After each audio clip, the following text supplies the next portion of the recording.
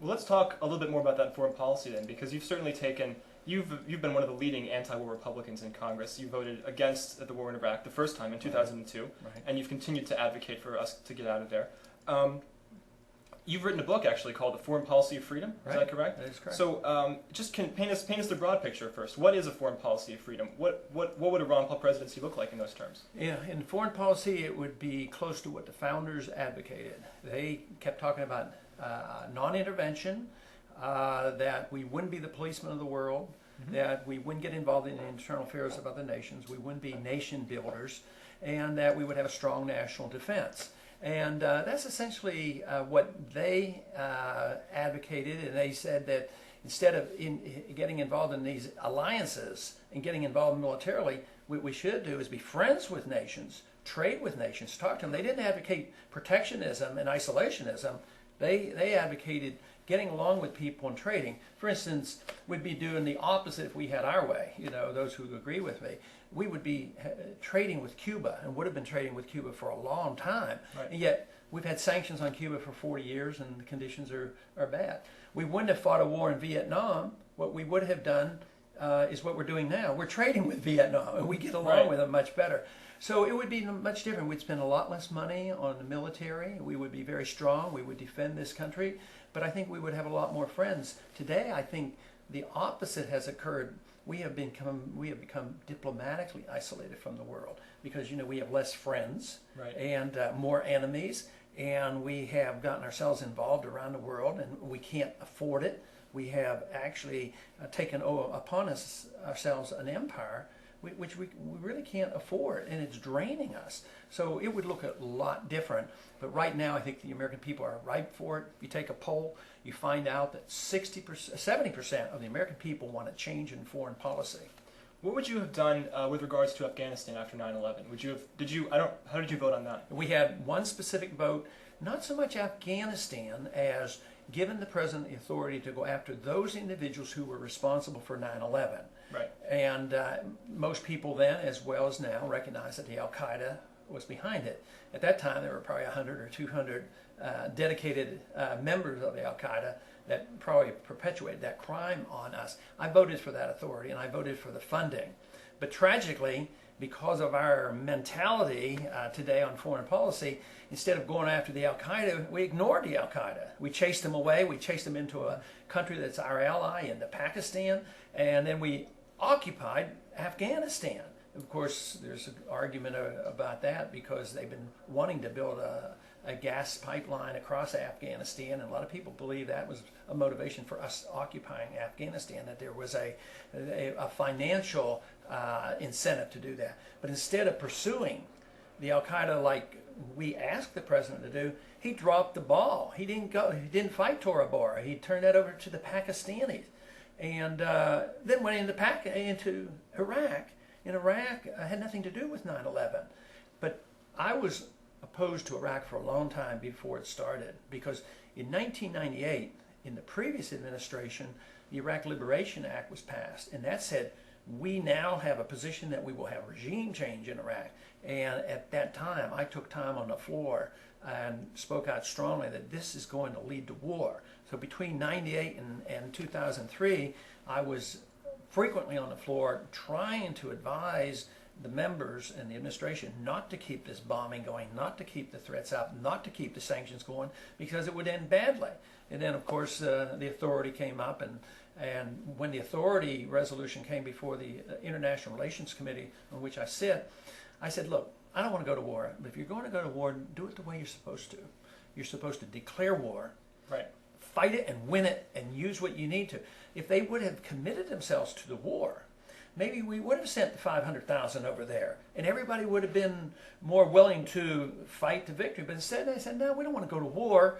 And Congress says, we don't want to meet our responsibilities. We don't want to make the decision.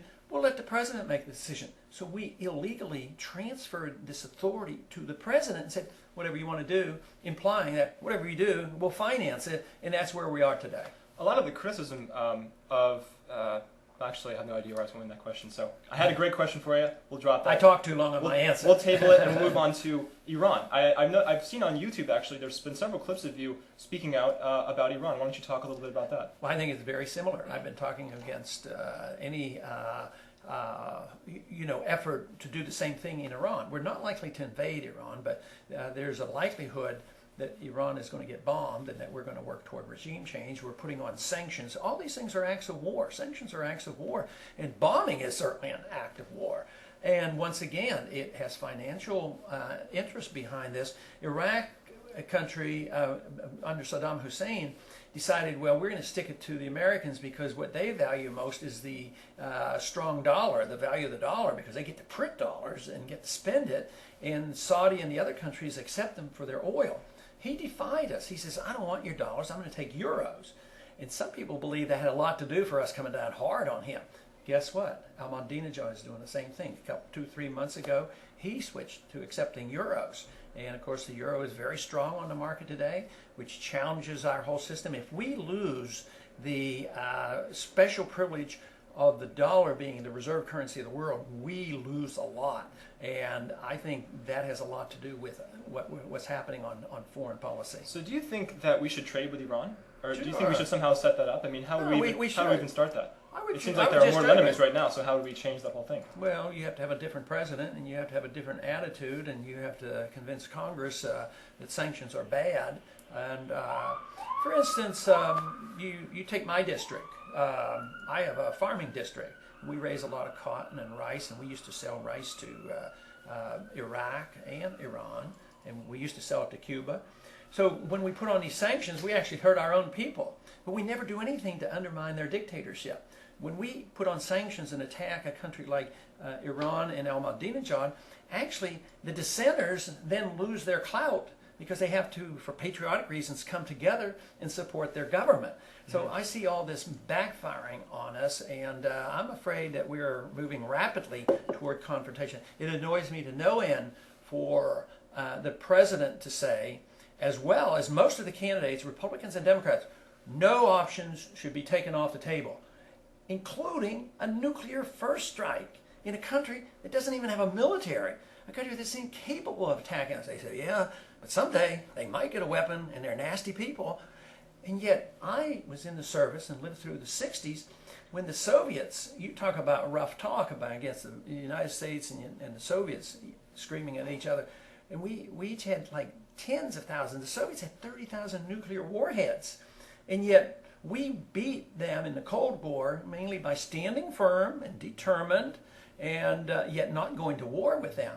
It's precisely the countries that we know that they do not have the weapons that we attack, and we attack for other reasons such as oil or dollar hegemony, these kind of things. So I just think that so much of this rhetoric is unnecessary, and unfortunately for your generation, you're going to be paying for it. We're going to be there for a long time. We've been in in Korea for 50 years, right. And I'm really concerned that if some serious problem happens in the Middle East where hundreds, if not thousands of Americans would be killed, this country would want it to go to all-out war, and there's going to be a military draft because there aren't any troops there to fight anymore. And a military draft most likely would involve women as men because of the equal rights attitude. So women are going to be called up, men are going to be called up. The selective service has never been rejected, so the principle that the government owns your life is still there. When they need you, they will call you, or they would have gotten rid of selective service a long time ago.